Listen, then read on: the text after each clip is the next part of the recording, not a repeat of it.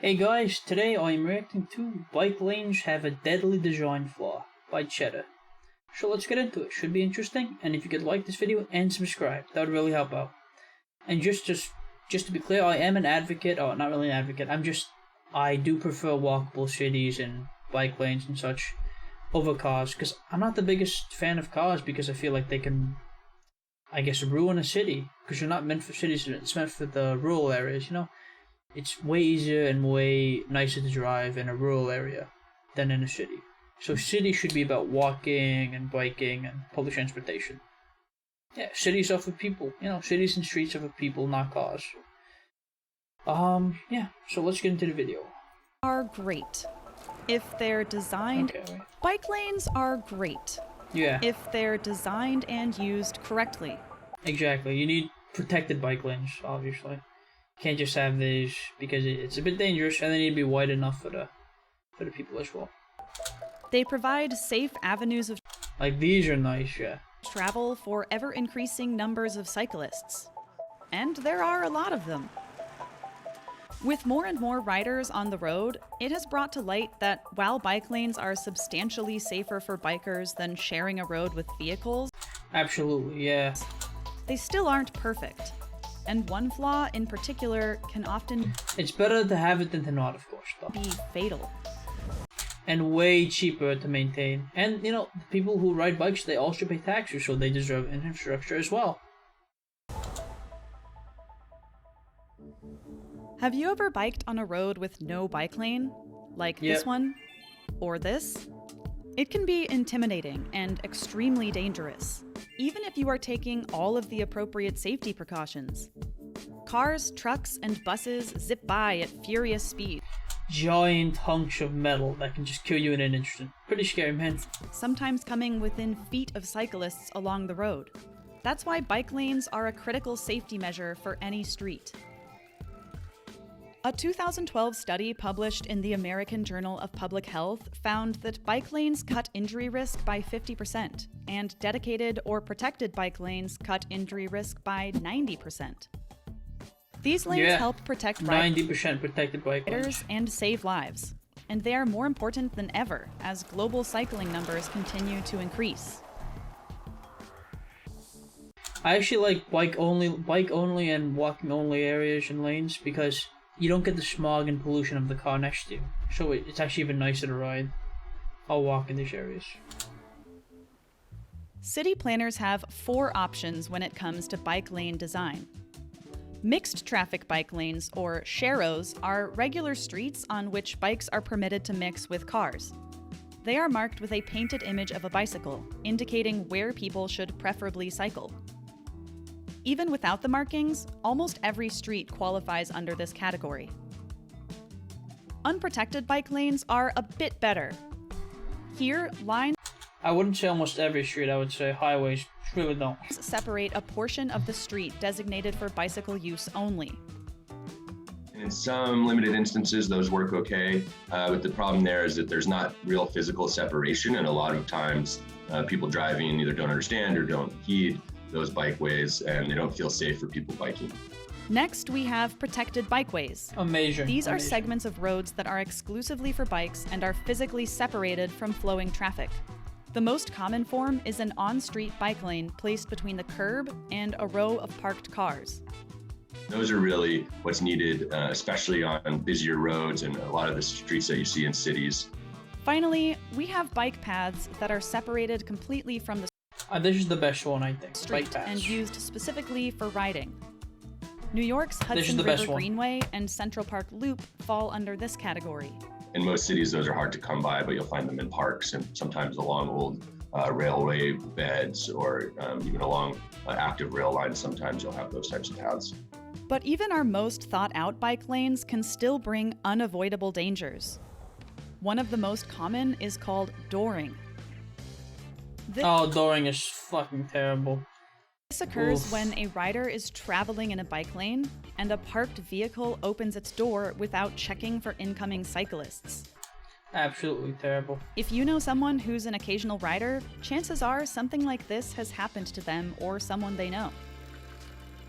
Another issue is vehicle operators driving too closely to cyclists. Unprotected bike lanes often give drivers the illusion of more space between themselves and the cyclist.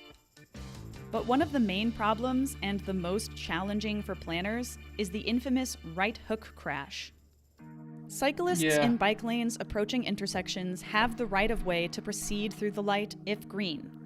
But things can get murky at the intersection. As a cyclist travels down a street parallel with flowing traffic, drivers making right-hand turns often don't see cyclists approaching. The resulting collision can be disastrous. Well, we need specific bike, like, I guess bike lights as well. Specific bike traffic light. Yeah, bike traffic lights, that would really help. And more yield signs for bikes, because the car traffic lights don't exactly work the best for cyclists.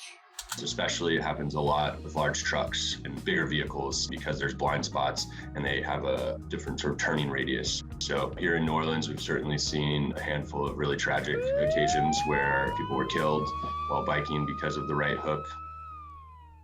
It's not just New Orleans needs more protected bike lanes. right-hand turns that cyclists need to be worried about. This can happen in left-hand turns too, especially on one-way streets. Determining who's liable can be a tricky ordeal, but here are some ground rules. Every person riding a bicycle upon a sidewalk or crosswalk must be granted all of the rights and is subject to all of the duties applicable to a pedestrian. If the biker is in a bike lane, who's at fault depends basically on who's in front. So if the cyclist is riding next to or in front of the car, cars should allow the bicyclist to proceed through an intersection. If the driver pulls ahead and begins to turn, initiating the collision, the driver is at fault. Tragically, right hook crashes occur often and can be deadly. In November 2017, Jonathan Chase Adams was riding his bike to work in Bend, Oregon. He approached a downhill stretch and cruised past vehicles backed up in traffic. As he approached the intersection at Olney Avenue, the signal turned green, and he continued through. But he never made it to the other side. When the light turned green, the driver of a FedEx semi-truck who had been waiting at the light initiated a right turn, cutting off Adams' path. Witnesses testified in court that Adams bounced off the side of the truck several times before falling to the ground. Adams was pronounced dead at the scene. A similar incident... Everything is about cars and shit.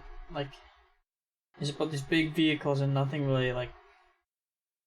There's no attention, there's no care given to, like, cyclists and people walking. It's a bit sad. I think the U.S. should really care more about its cyclists and pedestrians, really. We should. Incident occurred in Manhattan in June of 2021. 71-year-old Jeff Williamson was riding his bike near Central Park when he collided with a postal service truck making a right turn. He was rushed to a hospital, but couldn't be saved. So what are some of the ways to solve this problem? But there are design features that can really help with this as well. When you look at protected bike lanes, if the car driving has to make a sharper turn, that means that they'll move slower. And also it separates, the person biking, there's a little more space. So the car's starting to make its turn and they can see the person biking rather than sort of turn into them and sideswipe them. This separation, along with the reduced speed of drivers turning, will allow for a clearer line of sight for incoming cyclists and lower the rate of crashes at intersections. Redesigning intersections altogether is another solution that's growing in popularity. This concept connects unprotected bike lanes by extending the lane to curve around the corners of intersections. Absolutely, I think we really need this. These extensions have the same radius of the existing corner, allowing cars to turn without entering the parallel bike lane. Makes to sense. further increase safety, protective barriers can be added. To make things clearer for all users, paths and crossing areas can be marked to further distinguish them, increasing the safety of all riders. Another potential solution is left-side bike lanes. As their name suggests, these are bike lanes that flow with traffic but are located on the left side of one-way streets, or in the median of two-way divided streets. Their benefits include better cyclist visibility by motorists, minimizing dooring conflicts next to parking, and reducing bus and truck conflicts as most bus stops and loading zones are on the right side of the street. You know, in a perfect world, the city is actually an invitation for people to go out and feel that the streets are theirs. It just simply means that our neighborhood can come together and the streets can be an invitation to do that. This isn't working for... I mean, honestly, most streets and cities should ban cars, especially in like areas that more people live. For anybody. It's not working for drivers, it's not working for people who live in their neighborhoods. So we need a better solution, and that solution is simple. It's just to prioritize people on our streets instead of cars. What are your thoughts on the dangers of cycling through cities? Do you feel safe out there? Exactly. This was really interesting though. If you enjoyed my reaction, please like this video and subscribe to the channel. Let's check out some of the comments.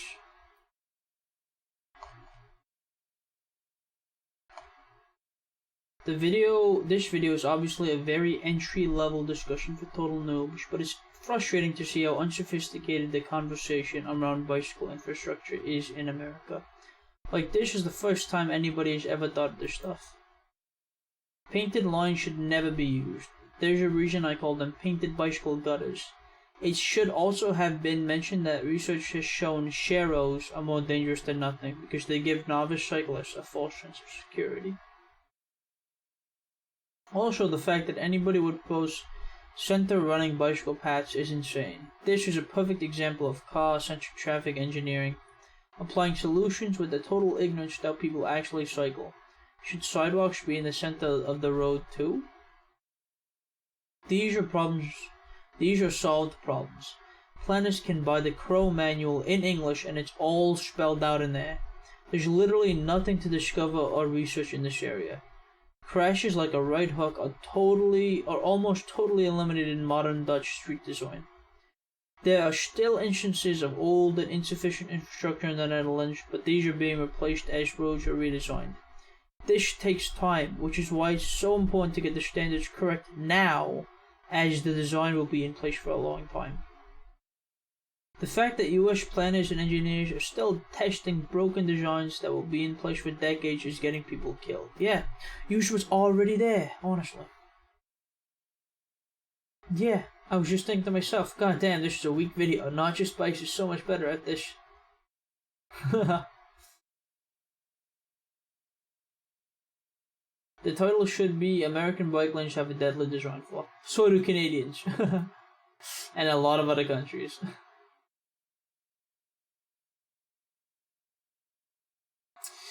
The biggest problem with cycle lanes is that they end when you need them the most, such as junctions and roundabouts. Honestly, yeah. Paint is not infrastructure. As a Dutch person, this problem seems so alien to me. Not Just Bike Squad. If this content was interesting, please check out Not Just Bikes or Echo Gecko's playlist about suburbia. Loving the urbanism content. Keep it up. People are aggressive towards cyclists in Austin. They would rather kill someone than be inconvenienced. People turn into psychopaths once they get behind the wheel. Yeah, Texas ain't the best for biking. Unprotected bike lanes never work. They just become parking spots, unfortunately, yeah. Especially taxis and Ubers, yeah. I avoided driving for 25 years of my life until I moved to the suburbs where there was no safe and efficient alternative to go to work. The bus took too long, it was unreliable, and there was no safe bike route. Suburbs suck, honestly. Any 4-lane road should be converted to have bike lanes with barriers that don't intersect with bus stops. If we want people to bike more and drive less, we have to stop building streets predominantly for cars. I think a lot of people would be interested in this. Congrats to the auto lobbyists and oil lobbyists too. You did a great job, yeah. Yeah, cars parking in cycle lanes is annoying too. Anyway, thanks for watching. Make sure you subscribe and like this video. Bye bye.